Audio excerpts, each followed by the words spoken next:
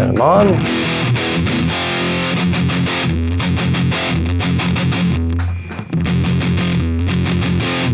In today's video, we're going to look at how to build a rig on the Headrush Prime using really simple and easy to follow concepts that are going to allow you to build your own inspiring guitar tones. So for step number one, let's jump in and check out the signal path layout as well as our inputs. All right, so jumping in on the unit here, if we go down to this button here where there's a little arrow on the right, you push that, okay, and it brings up our signal path options which we can choose to start with.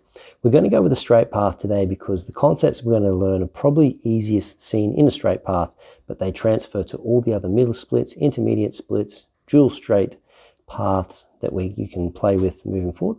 So we'll stick with our straight path there. Then we're going to come up to our input here and we're going to open up that, and this just allows you to get in and set your input gains, your gate thresholds, and the timing of that gate threshold. So pretty much if you're doing heavy sounds and you want that really fast cutoff, you can set all that up here. So once we've got that sorted, the next thing we need to take care of is our amp placement. So let's jump back in on the unit, and for argument's sake today, we're just going to start off by placing our amp on the third block in from the right here, and we're going to build a heavy tone.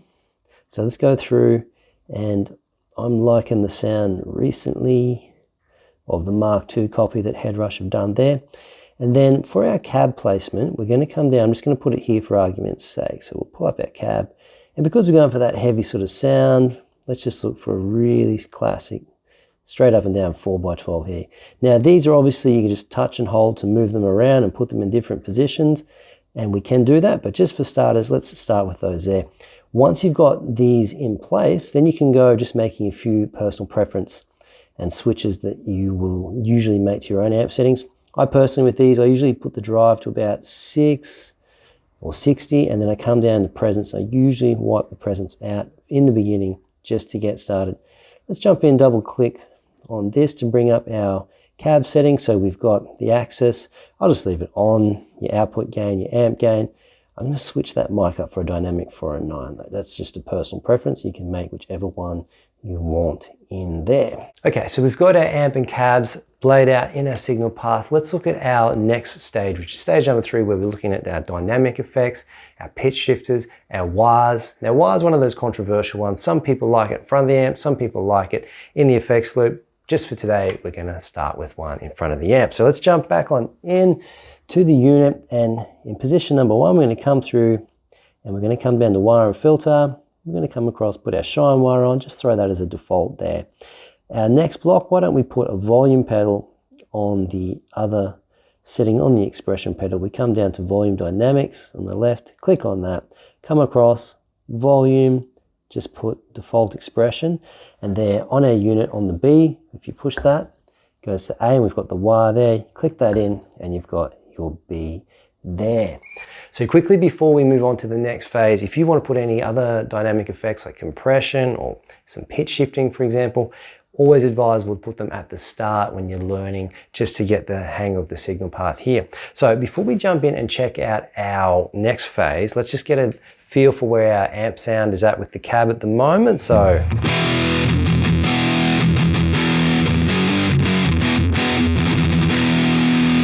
let's see how we can improve that with the use of our gain effects and gain placements here to really push that amp a little bit harder and get more of a sculpted sound. So what we're going to do here is I'm going to add a distortion pedal and an EQ. So just to start off, we're going to go down to overdrive, and I'm just going to go with something really traditional. Let's just go for the greener light. I'm just going to put that on the default. So that's the old Tube Screamer emulation there. Okay, let's quickly check out what that sounds like. Okay, that's with the Tube Screamer on, off. Okay, so just getting that little bit of extra push. Making it a little bit chunkier, a little bit more aggressive of a rhythm tone.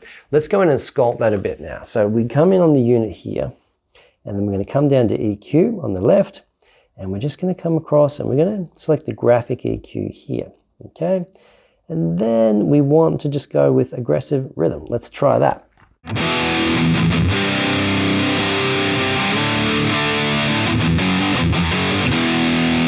Okay, so with that done, let's do a quick little A/B to check out the difference that makes on our tone. So we'll switch those off. Here's our bass tone.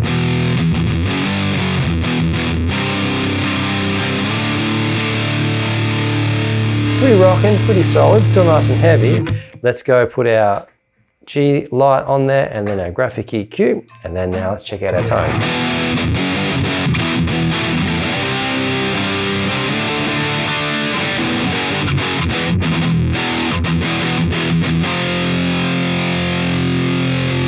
Turn them off, turn them on.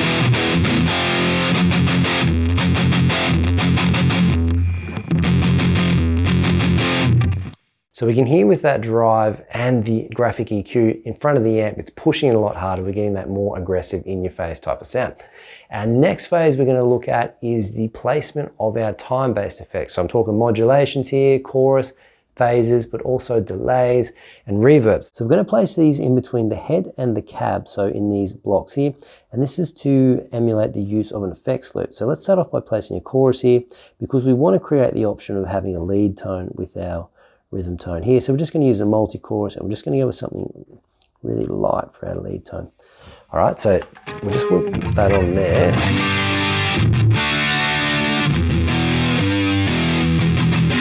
Okay, so we've got our chorus there. Let's throw a bit of delay on that just to disguise it a bit, to make it a little bit more subtle. So we're going to go in here, pull up our delay, and we're going to come through. I'm always a bit of a sucker for some tape delay, okay? So let's just go with a basic one. There, like that.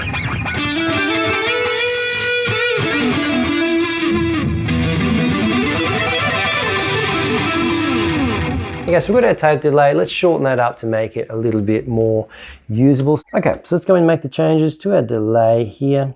Okay, so we click the box there, make sure we've got it selected, and then we're going to come down and just adjust the feedback down quite low, say 5%. And then with our mix, we'll pull that down to say about 20% there. And that should give us the result where we can get.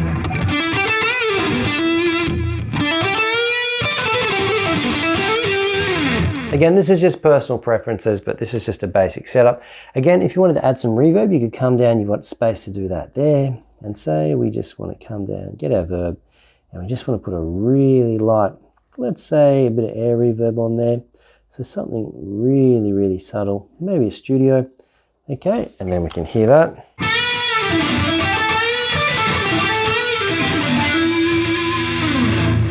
Cool, so there's our tone with a bit of reverb on it. So let's quickly recap these concepts so you can get to building your own rigs straight away. So jumping in, these first two blocks or first part of the signal chain, it's always a good idea to place things like compressors, wahs, volume pedals, pitch shifters before the front of the amp there. After that, if you want to run a heavy sound or a bit of extra drive into your amp, always a good idea to put your overdrive, distortion pedals, fuzz pedals in front. If you want to add the step of a little bit more control, you can go with the graphic EQ.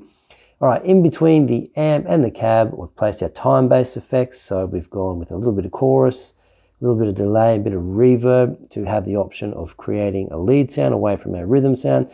And then you've got your cab there. So using those basic concepts, you're going to have the ability to build all types of rigs and all types of guitar tones, but you're going to have a framework in which you can get started and make those tweaks to the sounds which you like. If you have any questions about today's video, don't hesitate to drop those in the comments below. I'm more than happy to get involved with you guys and start spreading this information throughout the Headrush community.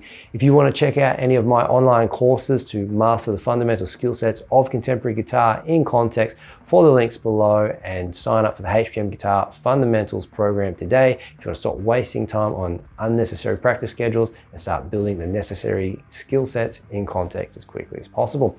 My name is Ryan Wyatt. Thank you very much for watching. Don't forget to hit those like and subscribe buttons, and I'm going to catch you all in the next video.